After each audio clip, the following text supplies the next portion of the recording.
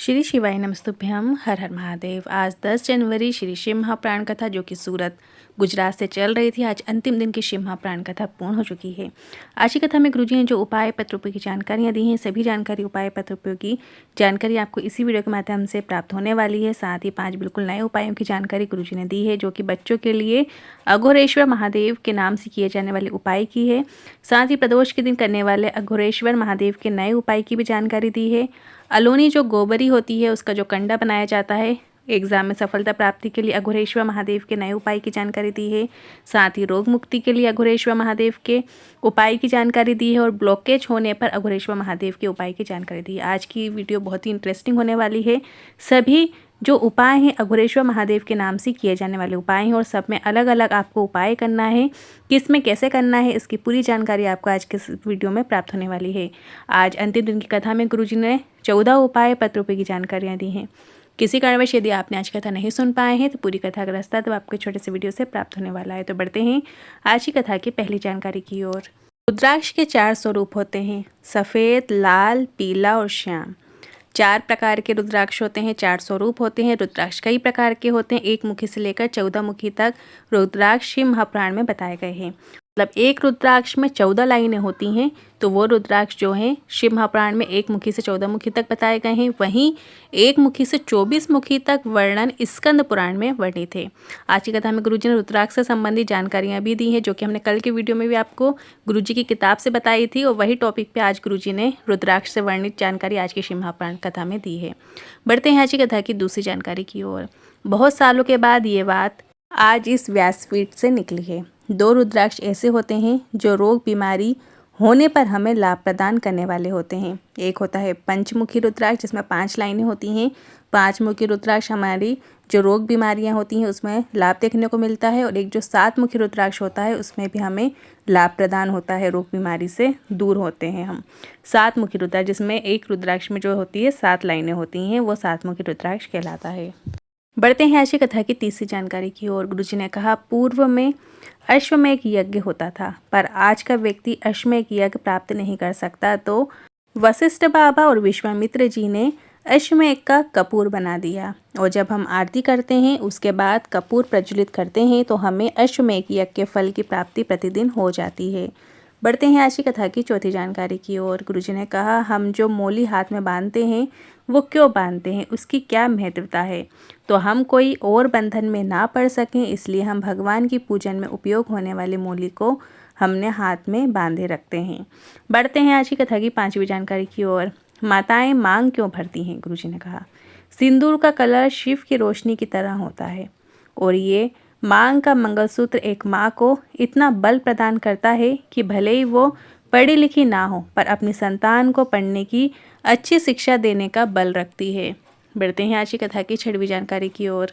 गुरुजी ने कहा, अघोर का मतलब होता है किसी को कष्ट ना दें।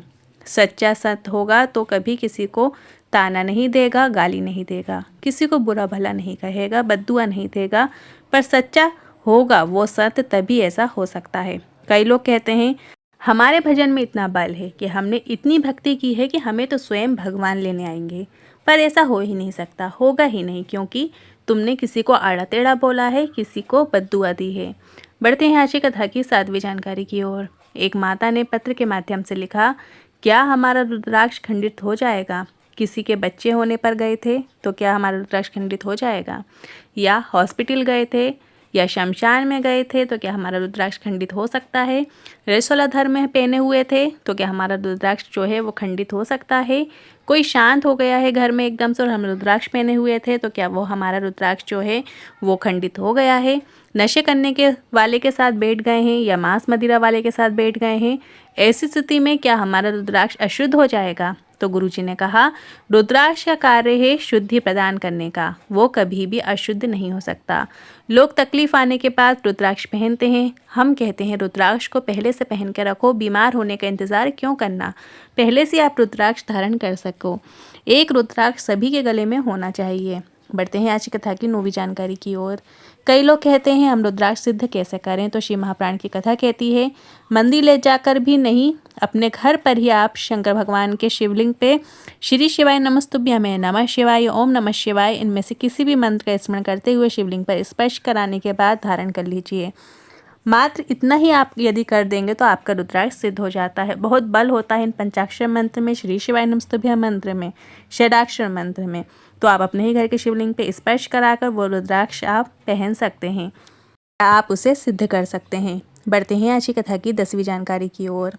गुरु जी ने ब्लॉकेज होने पर अघोरेश्वर महादेव के नाम से जुड़े बिल्कुल नए उपाय की जानकारी दी है।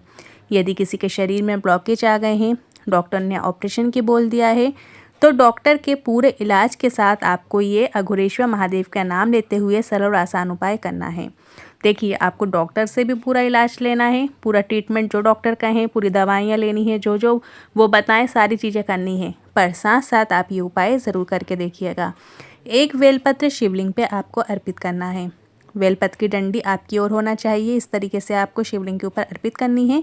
और एक कलश का जल 5 बार करके अघोरेश्वर महादेव का नाम लेकर भी यदि आप 5 बार अर्पित करते हैं तो प्राप्त किए हुए जल को औषधि रूप में करके उसका आचमन करें तो लाभ ज़रूर आपको देखने को मिलेगा। एक बार और ध्यान से सुनिएगा। एक बेलपत्र आपको शिवलिंग पे अर्पित करनी है। जहाँ से भी बैठ के आप शिवलिंग पे बेलपत्र अर्पित कर रहे हैं, बेलपत्र की जो डंडी है उसका मुख आपकी ओर होना चाहिए, आपके साइड होना चाहिए। बेलपत्र का डंठल ज़रूर आप तोड़ें। जब आप बेलपत्र अर्पित करें तो बेलपत्र का जो डंठल है उसे तोड़कर हमेशा बेलपत्र अर्पित की जाती है।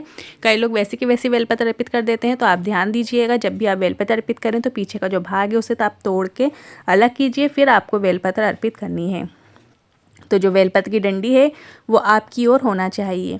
इसके बाद एक कलश में, तांबे कलश में जो जल आप लेकर गए हो उसको एक बार अर्पित कीजिए, थोड़ा सा, फिर रोक लीजिए, फिर अर्पित कीजिए, फिर रोक लीजिए। और हर बार जैसे ही आप अर्पित करेंगे तब आपको अघोरेश्वर महादेव का नाम लेना है। और जब आप 5वीं बार जल अर्पित करेंगे तो आपको कलश का पूरा जल शिवलिंग के ऊपर अर्पित कर देना है अघोरेश्वर महादेव का नाम लेते हुए। 5 बार में आपको जल अर्पित करना है, बस आपको ये ध्यान रखना है। और 5 बार जब आप जल अर्पित करेंगे तो 5 बार आपको अघोरेश्वर महादेव के नाम का स्मरण करना है। और फिर जो जलाधारी से जल नीचे की ओर जा रहा है वही जल कलश के अंदर आपको थोड़ा सा जल झेल लेना है अघोरेश्वर महादेव का नाम लेते हुए। और शिव जी से प्रार्थना करना है, निवेदन करना है, मुझे ऐसी ऐसी समस्या हो गई है, मुझे रोग निवारण प्रदान कीजिए। और इसके बाद उस जल का आचमन उस व्यक्ति को करा देना है, या आप स्वयं अपने लिए उपाय कर रहे हैं तो स्वयं अघोरेश्वर महादेव का नाम लेते हुए वो जल का आचमन आप कर लें। 3 बार उस जल का आचमन करें। हैं आज की कथा की 11वीं जानकारी की ओर। रोग मुक्ति के लिए अघोरेश्वर महादेव के एक और नए उपाय की जानकारी गुरुजी ने दी है। अगर आपके पास सीहोर का पंचमुखी रुद्राक्ष है, जिस रुद्राक्ष में 5 लाइनें होती हैं वो पंचमुखी रुद्राक्ष है। यदि आपके पास सीहोर का जो भी रुद्राक्ष है आप उसको ध्यान से देखिएगा उसमें कितनी लाइनें हैं। यदि उसमें 5 लाइनें बनी हुई हैं तो आपके पास पंचमुखी रुद्राक्ष है। तो अघोरेश्वर महादेव का नाम लेकर उस रुद्राक्ष को पानी में गलाकर वह जल शिवलिंग पे अर्पित करो।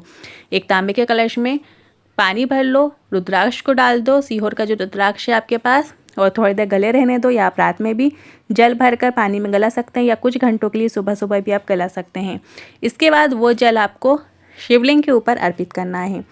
औषधि रूप में उस जल को प्राप्त करके बीमार व्यक्ति का आचमन कराएं, लाभ ज़रूर आपको देखने को मिलेगा। साथ साथ डॉक्टर के जो इलाज है वो भी आप करें। और एक बार आप ये उपाय करें, बस ध्यान रखें जब आप जल अर्पित करेंगे तब आपको अघोरेश्वर महादेव का नाम लेना है। जब आप जल को लोटे में झेलेंगे तब भी अघोरेश्वर महादेव का नाम लेना है। और फिर जब आप उस जल का आचमन करेंगे तब भी आपको अघोरेश्वर महादेव का नाम लेते हुए आचमन करना है। आपको रोग मुक्ति ज़रूर मिलेगी, ये निश्चित है। बढ़ते हैं आज की कथा की 12वीं जानकारी की ओर। इसके बाद गुरुजी ने कहा, अलोने गोबर का जो कंडा होता है, जैसे कि जहाँ गाय पोटा कर देती है वो वैसी का वैसी जो सूख जाता है, फिर उसको उठा लिया जाता है और उस कंडे से भस्म तैयार की जाती है। सफलता प्राप्ति के लिए अघोरेश्वर महादेव का ये जो नया उपाय है, इस उपाय को सोमवार की अष्टमी के दिन किया जाता है। अलोने गोबर के कंडे की भस्म तैयार करके पंचमुखी रुद्राक्ष पर अघोरेश्वर महादेव का नाम लेकर अर्पित करके थोड़ा सा प्राप्त करके उसका आचमन करें। मतलब यदि आपके पास कोई भी रुद्राक्ष जो पंचमुखी रुद्राक्ष है, आपको उसके ऊपर जो अलोने गोबर की आपने जो भस्म तैयार की है उसके ऊपर थोड़ा सा आपको भस्म आपको अर्पित कर देनी है अघोरेश्वर महादेव का नाम लेकर। और जब आप अर्पित कर देंगे इसके बाद बाबा से थोड़ी सी आपको प्राप्त कर लेना है, बिल्कुल चुटकी भर आप प्राप्त कर लें और उस भस्मी का आपको आचमन कर लेना है, मतलब थोड़ी सी आपको खा लेना है, बिल्कुल जरा सी। और या फिर उसे आप नहीं खा सकते हैं या नहीं आचमन कर पा रहे हैं किसी कारणवश, तो उसे आपको मस्तक में लगा लेना है। टीका जैसे आप लगा लेते हैं वैसे आपको लगा लेना है और अपने कार्य के लिए निकल जाएं। कार्य में सफलता आपको प्राप्त होगी। ये उपाय नौकरी के लिए, इंटरव्यू एग्ज़ाम में सफलता प्राप्ति के लिए या फिर लक्ष्य प्राप्ति के लिए आप ये उपाय कर सकते हैं। बहुत ही अच्छा और सरल उपाय है, ज़रूर करके देखिएगा। बढ़ते हैं अगली 13वीं जानकारी की ओर। प्रदोष के दिन किया जाने वाला अघोरेश्वर महादेव के नाम का ये नया उपाय आज की कथा में गुरुजी दी। आज गुरुजी ने बहुत अच्छे उपाय दिए हैं। अघोरेश्वर महादेव से जुड़े उपाय गुरुजी ने पिछली किसी भी कथाओं में नहीं बताए हैं, सिर्फ इसी शिव महाप्राण कथा में बताए हैं, तो ध्यान से सुनिएगा। डॉक्टर ने यदि कह दिया है कमर का गुरिया खराब हो गया है या घुटना खराब हो गया है, बदलवाना पड़ेगा, या आपसे चलते नहीं बनता घुटने, जब आप उठते हैं बैठते हैं तो दर्द देते हैं, तो ऐसी स्थिति में आपको डॉक्टर को तो दिखाना है, पूरा इलाज करवाना है। डॉक्टर जो बोले वो सभी आपको करना है, पर साथ साथ आप ये उपाय ज़रूर करके देखिएगा। माता अशोक सुंदरी के स्थान पर पंचमुखी रुद्राक्ष को रख दो। जो रुद्राक्ष आपके पास है पंचमुखी, उसे आपको शिवलिंग में जो जलाधारी होती है, बीच में मोटी लाइन होती है, वो अशोक सुंदरी माता का स्थान है। वहाँ पे आपका जो पंचमुखी रुद्राक्ष है उसको आपको रख देना है। इसके बाद 5 दूर्वा आपको ले लेनी है और अघोरेश्वर महादेव का नाम लेकर माता अशोक सुंदरी के स्थान पे आपको अर्पित कर देना है। ये उपाय आपको प्रदोष के दिन करना है। महीने में 2 प्रदोष आती है, एक शुक्ल पक्ष की, एक कृष्ण पक्ष की। किसी भी प्रदोष में आप ये उपाय कर सकते हैं। इसके बाद जो 5 दूर्वा आपने अघोरेश्वर महादेव का नाम लेकर माता अशोक सुंदरी के स्थान पे अर्पित की है उसको आपको प्राप्त कर लेना है और जो रुद्राक्ष आपने अर्पित किया है उसको भी आपको उठा लेना है। फिर आपको प्रदोष के दिन 5 टाइम में जो आपको ठीक लगे उसमें आपको 5 दूर्वा का आचमन करना शुरू कर देना है। मतलब एक बार में आपको 1 दूर्वा का आचमन कर लेना है। और रुद्राक्ष को पहनते हैं तो वो रुद्राक्ष आप पहन लें या आप पूजन के स्थान पे रखते हैं, वो रुद्राक्ष पंचमुखी जो आपने पूजन में रखा है वो आप वहाँ पे रख सकते हैं। इस तरीके से आपको ये उपाय करना है। जब आप दूर्वा का आचमन करें तब आपको अघोरेश्वर महादेव का नाम का स्मरण करना है। अब बढ़ते हैं अगली 14वीं जानकारी की ओर। बच्चों के लिए भी गुरुजी ने आज अघोरेश्वर महादेव के नाम से जुड़ा उपाय बताया है। अगर गर्भवती नारी का बच्चा पूरा नहीं बन रहा है, बच्चे की धड़कन नहीं आ रही है, कोई दिक्कत आ गई गर्भावस्था में, तो अगर नारी अघोरेश्वर महादेव का नाम लेकर एक बेलपत्र शिवलिंग पे अर्पित कर देती है और वही बेलपत्र को अघोरेश्वर महादेव का नाम लेकर औषधि रूप में प्राप्त कर लेती है और उसका आचमन कर लेती है, तो बच्चे को लाभ होगा, ये निश्चित है। ये उपाय आप कभी भी किसी भी दिन कर सकते हैं। जब भी ऐसा लग रहा है आप डॉक्टर के पास गए हैं, सोनोग्राफी करा रहे हैं, धड़कन नहीं आ रही है या कोई दिक्कत आ रही है, तो उसी समय उसी दिन आप ये उपाय कर सकते हैं या अगले दिन आप ये उपाय कर सकते हैं। बस आपको अघोरेश्वर महादेव का नाम लेकर शिवलिंग के ऊपर एक बेलपत्र अर्पित करनी है और वही बेलपत्र भी आपको प्राप्त कर लेना है। अघोरेश्वर महादेव का नाम लेकर उस बेलपत्र का आचमन कर लेना है। गुरुजी ने बेलपत्र के आचमन का भी तरीका बताया है। सबसे पहले लेफ्ट साइड वाली पत्ती को खाया जाता है, फिर राइट साइड वाली पत्ती का आचमन किया जाता है और अंत में जो बीच वाली पत्ती है उसका आचमन किया जाता है। इस तरीके से बेलपत्र का आचमन करने का तरीका है। बढ़ते हैं आज की कथा की 15वीं जानकारी की ओर। गुरुजी ने कहा, शिव का भक्त शिव का ही अंश लेकर जन्म लेता है। जो आपको शिव भक्ति में लगाएगा अच्छे मार्ग में ले जाने का प्रयास करेगा। बढ़ते हैं आज की कथा की 16वीं जानकारी की ओर। इस कथा के बाद मतलब आज तो गुरुजी की जो अंतिम दिन की कथा थी ये तो आज पूर्ण हो चुकी है 10 जनवरी को। अब जो गुरुजी की कथा आने वाली है वो अब आएगी 16 जनवरी से 22 जनवरी तक 7 दिवसीय शिव महाप्राण कथा रहेगी, जो कि बड़ौदा गुजरात से रहेगी। और फिर 27 जनवरी से 31 जनवरी सतुआ बाबा सेवा शिविर में माघ मेले के इस पावन अवसर पर उत्तर प्रदेश में शिव महाप्राण कथा होगी। फिर नांदेड़ में शिव महाप्राण कथा होगी, जो कि 5 फरवरी से 9 फरवरी 2026 में हो रही है ये कथा। शायद ये रद्द हो चुकी है, इसकी जानकारी अभी आगे गुरुजी दे देंगे। फिर डबरा मध्य प्रदेश में 11, 12 और 13 फरवरी की 3 दिवसीय शिव महाप्राण कथा रहेगी। फिर सीहोर मध्य प्रदेश में 14 फरवरी से 20 फरवरी रुद्राक्ष महोत्सव रहेगा, शिव महाप्राण कथा रहेगी, जिसमें लाखों रुद्राक्ष अभिमंत्रित किए जाते हैं।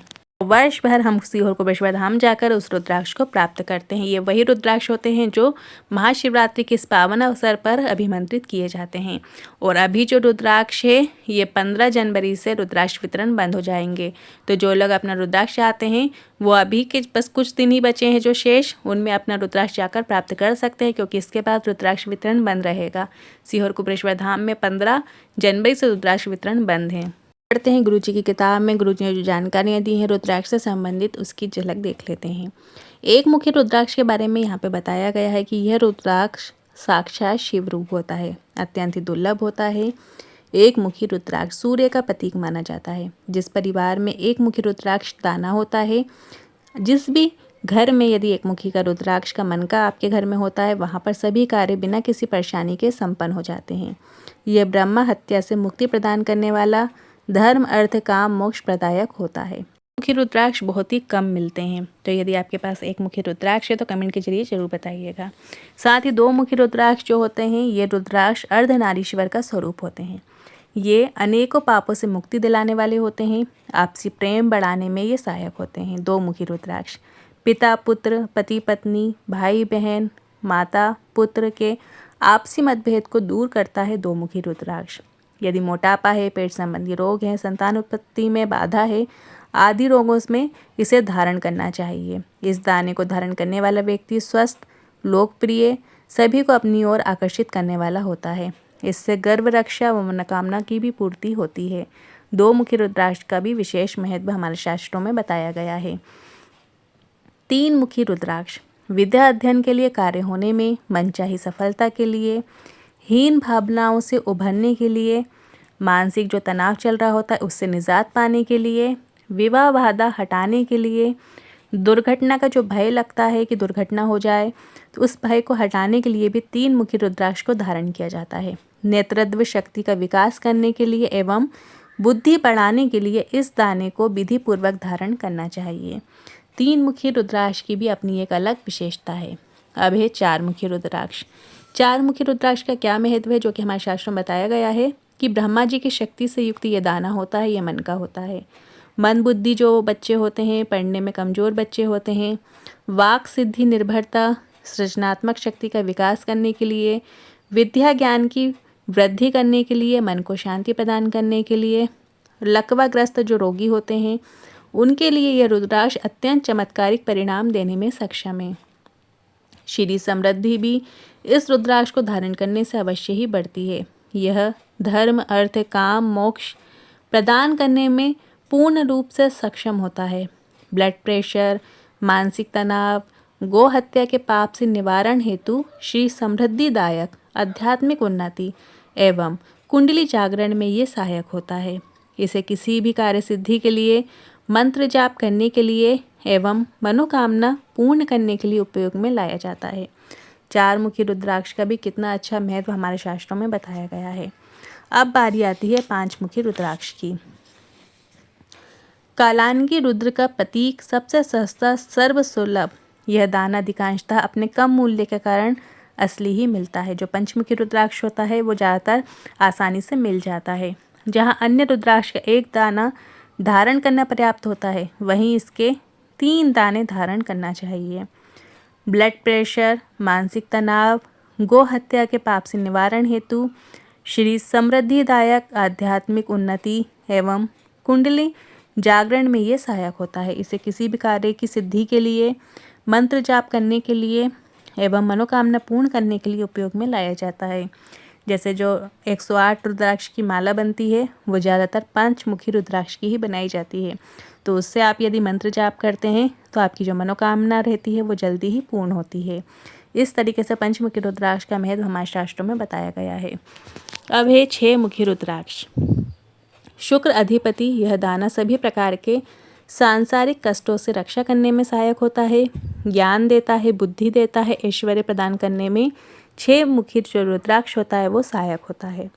यौन रोगों में, मानसिक कार्य करने वाले व्यक्तियों के लिए और पढ़ने में जो कमज़ोर व्यक्ति बच्चे होते हैं उनके लिए ये लाभकारी होता है। 6 मुखी रुद्राक्ष का भी बहुत ही महत्व बताया गया है। बुद्धि और ज्ञान के लिए आप 6 मुखी रुद्राक्ष धारण कर सकते हैं। अब 7 मुखी रुद्राक्ष के बारे में यहाँ बताया गया है। लक्ष्मी प्रदायक होते हैं 7 मुखी रुद्राक्ष। लक्ष्मी आपको प्रदान करते हैं।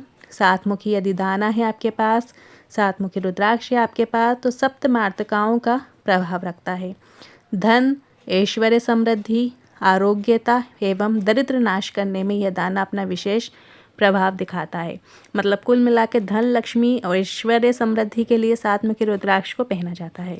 ये भी बहुत अच्छा रुद्राक्ष है। शनि ग्रह से जो पीड़ित व्यक्ति होते हैं उन्हें भी 7 मुखी रुद्राक्ष धारण करना चाहिए। शनि की जो महादशा रहती है, अंतर्दशा होती है 7.5 या ढाइया में, इसे धारण करने से सुखद परिणाम प्राप्त होते हैं। यदि शनि की ढाइया चल रही हो तो आपको 7 मुखी रुद्राक्ष धारण करना चाहिए। साथ ही ये जो रुद्राक्ष है ये तेज देता है, आपको बल प्रदान करता है, बुद्धि देता है, ज्ञान देता है और सुरक्षा प्रदान करने में भी ये मन का जो है वो सहायक होता है। 7 मुखी रुद्राक्ष भी बहुत ही विशेष बताया गया है। आज की इस वीडियो में 7 मुखी रुद्राक्ष तक हमने बता दिया है। अब अगला जो वीडियो आएगा उसमें आगे के जो 7 मुखी रुद्राक्ष बचे हुए हैं, मतलब 8 मुखी, 9 मुखी, 10, 11, 12, 13, 14, इनकी जानकारी दे दी जाएगी। आज की इस वीडियो से संबंधित मन में कोई सवाल या क्वेश्चन है तो कमेंट के जरिए पूछ सकते हैं। वीडियो थोड़ा भी उपयोगी लगा हो तो वीडियो को लाइक करके कमेंट बॉक्स में हर हर महादेव जरूर टाइप कीजिएगा। श्री शिवाय नमस्तुभ्यम।